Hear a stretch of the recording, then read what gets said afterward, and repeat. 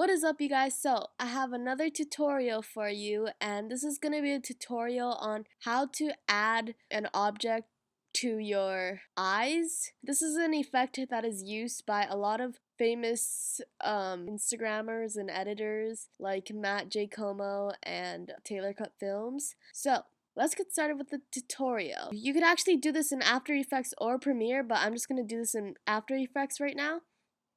So I have my eye clip right here, and it's also easier if you slow it down a bit, so I made the speed of this clip twice as slow.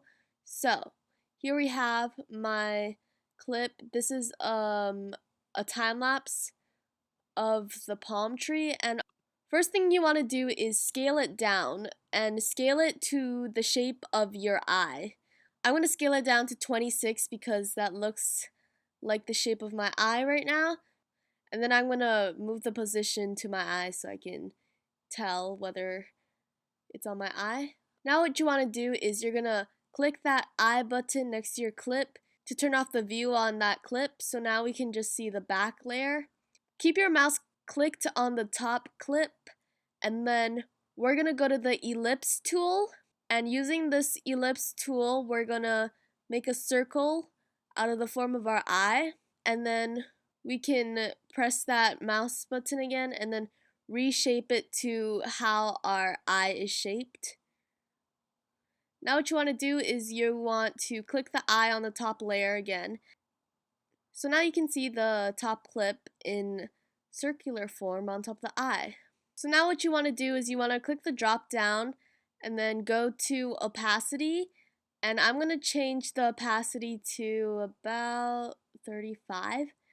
And now you can see it blends in with the eye a little bit. And also what you want to do is go to mask and click the drop down and press mask feather. And I'm just going to feather it up to 200. So now what we want to do is we're going to go to transform and position. Now click that keyframe button, and we're just going to adjust the clip so that it follows the eye, because my eye does move around in this clip.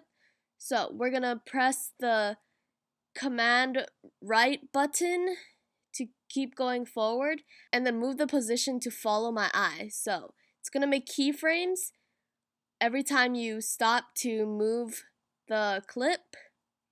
So as you can see, it's making a bunch of keyframes, and it's basically just following wherever I place the position of the clip.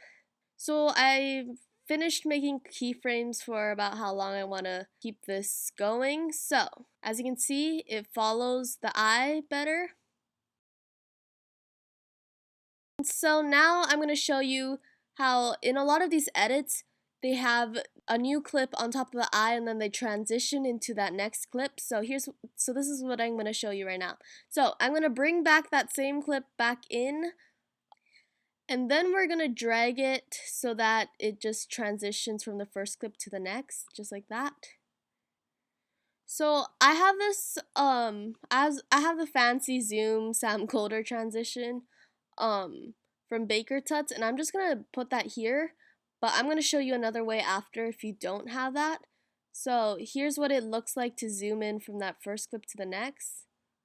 Now also I'm going to add some color grading so that it looks a little bit nicer. See, everything looks a lot nicer with the color grading, which is why I use it in the tutorial.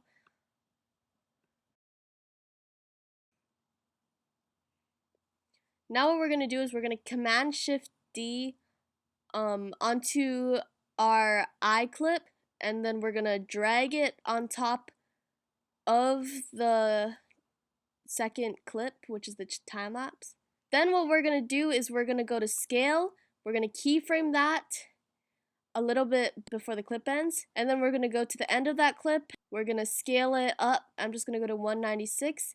Now as you can see, it scales in so that it zooms perfectly to the next clip.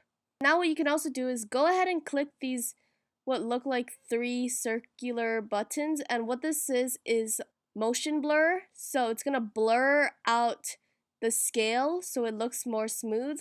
So we're gonna click that motion blur button up here, and then go to your clip and then click that box with the motion blur button, so now it shows motion blurring. So if we watch that back, we can see that it smoothly blurs into the next clip and it has some motion blur in that. So that's the tutorial. I hope you enjoyed it. Please give it a thumbs up if you did and subscribe for more tutorials.